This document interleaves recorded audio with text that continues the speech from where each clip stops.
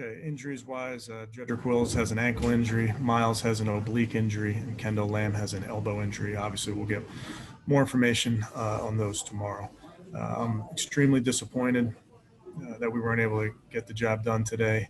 We had our opportunity there late in that ball game, and we didn't do it. So we're going to share in this defeat like we share in those victories, and it hurts. And there's a finality to this when you don't get it done in the playoffs. That really hurts. So.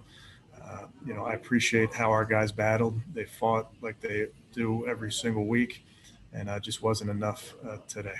And with that, I'll take any questions. Thank you, Coach. First question goes to Tom Withers. Thanks, Rob. Thanks, Kevin. You talked about it. You guys are just short in a couple instances. Did Andy surprise you by going for it there? Did you think they were going to punt it away? They've been very aggressive in a lot of those moments, so that didn't surprise me. Us getting a stop there, would have been, we'd be set up.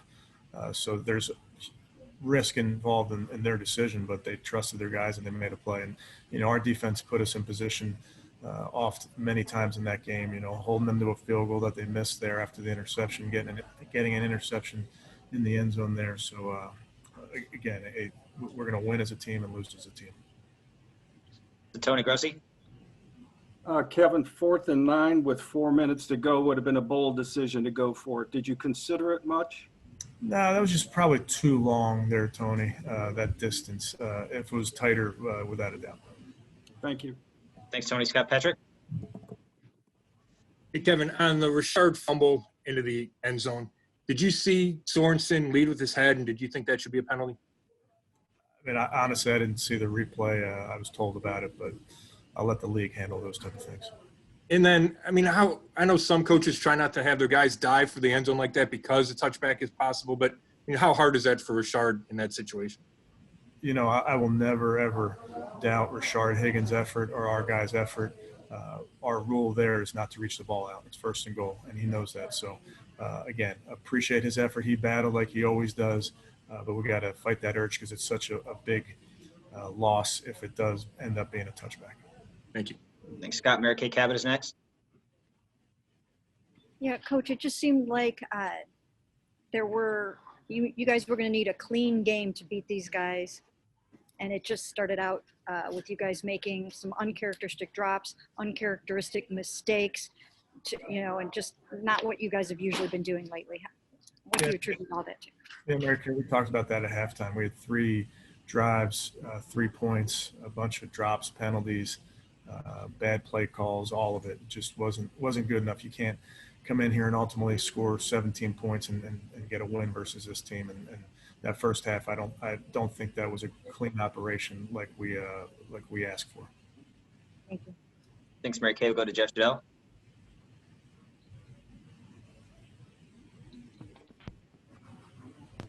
Kevin, I know it's just moments after this game, but can you reflect on what you guys did accomplish this season with all you had to deal with?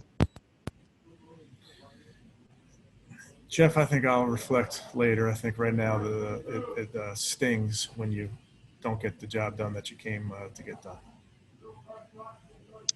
Next is Nate Ulrich. Nate, go ahead.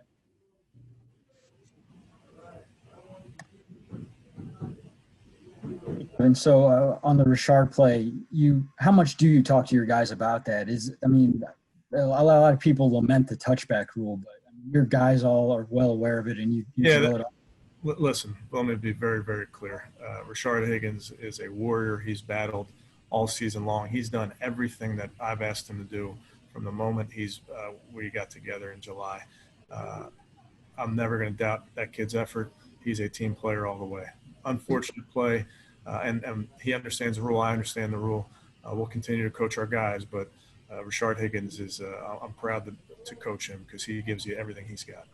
And is it just almost a very difficult situation for a player when he's trying with every fiber of his being to get to that pylon, yet that can be a consequence? That's what the rule is. Thanks, Nate. Jake Trotter, your line's open. Yeah, Kevin, speaking of rules, it looked like it might have been helmet to helmet. Do you have any comment? Did you get a chance to watch any replay? I haven't seen the replay, and again, I'll leave those things to the league. How big of a swing was that, though? You guys were really starting to generate some momentum and came back and played well in the second half, but not to get any points there and for them to get points at the end of the second half. I mean, end of the second quarter. Just how big was that in the overall scheme of the game? Yeah, I mean, there were a bunch of moments in that game that didn't go our way that need to in order to win on the road versus Super Bowl champs. Obviously, our goal there was to double dip, get a touchdown, and then come back and play well in the first drive of the second half. And we really didn't do either.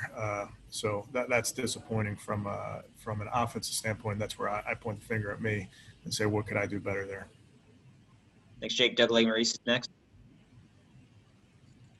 Kevin, I know you're saying that this loss stings. You're still in that moment. But what you guys did against the Steelers last week, against the Chiefs right now, just how would you characterize where you are in your ability as a team to compete with the best teams in the NFL? Like, what did this tell you about how good you guys are? Yeah, Doug, I'll tell you, just in talking to the team, it stings. And we came here to win and we didn't get it done. There's a finality to that. I will tell you, we're going to be one of 31. We're going to be 31 teams that didn't get it done. There's only one that does each season. So that's where we're going to measure ourselves. And ultimately, that's what our charge is. We want to be the last team standing, and we weren't. So to say where we are in that whole group, Doug, I don't know. I know we didn't get our job done today. Thanks, Doug. Fred Greetham, you're up. Hey, Coach, I know that, the end result, but you dug yourself a 19-3 deficit, and then you didn't give up. The team battled back, putting yourself one possession from having a chance to beat the defending Super Bowl champs. Can you just talk about that? Yeah, Fred, I'm proud of this team. We got a bunch of fighters, and we knew that we were going to have to weather the storm, and we knew it was going to be close. And then in that close moment, we had to go take it, and we didn't get it done. And again, we'll share in that defeat, and it hurts. And I feel for our guys because, like you mentioned, I mean, they battled, they fought, and not surprised because they've done that all season long. Thanks, Fred. Back to Mary Kay Cabot. Just comment on, the fact that, the Chiefs did this. They lost their superstar quarterback to a concussion. Just your thoughts on that, and also thinking that perhaps that was an opportunity for maybe you guys, not to take anything away from Chad Henne, but for you guys to seize the moment and go out and take this thing after that. Oh, obviously, I was very sorry to see him get hurt, and I hope that he clears and is better very quickly. He's a great player, great ambassador for this league, so you don't want to see anybody get hurt in those moments. That's a really good football team. We knew that going into it. They're deep, really, across the board. They got great players. And I really respect Coach Reed and his staff and what they've been able to build there. Thank you.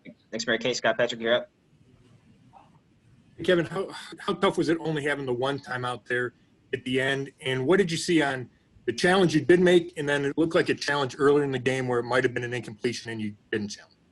Yeah, all those decisions, Scott, that's on me. I should have been better there. And there's a cost to those when you do lose those because you lose a timeout. So that's on me. And then you had to take one, I think, on a third down. Just didn't like the setup before you had to take it. I know we took one on a first down there late, which like a miscommunication. So unfortunate, and that ultimately is on me. Thanks. We're going to take two more. Tony Grossi, Nate Ulrich. Kevin, could you the oblique injury to Garrett, he was only in on passing downs much of the second half, it seemed. How did it inhibit him? And just about him still being able to go out there and try to make plays? Yeah, I don't know. Ultimately, I haven't had a chance to talk to him. I mean, I knew the injury. I knew he was in and out. I don't know how much it inhibited him. Obviously, some that we weren't able to have him on there for every play. But again, Miles has battled for us. He's battled through injuries all season long, so not surprised that he was battling through this one. Final question, Nate Ulrich. Kevin, what did you think of Baker Mayfield and his ability? Obviously, you don't want the interception in the first possession of the second half, but his ability to come back and help you guys rally. Yeah, he fought like he always does. He rallied. I don't think I put him in enough good spots there. the offense in general. I don't think we put him enough good spots, but he's he was ready to go help us win that game, and that's what he's done all season long. Steering this ship, being out in front, leading this group. So, I'm proud of him, and ultimately, we know that we didn't get the job done. So there's a huge amount of disappointment in that, but I appreciate how he battles.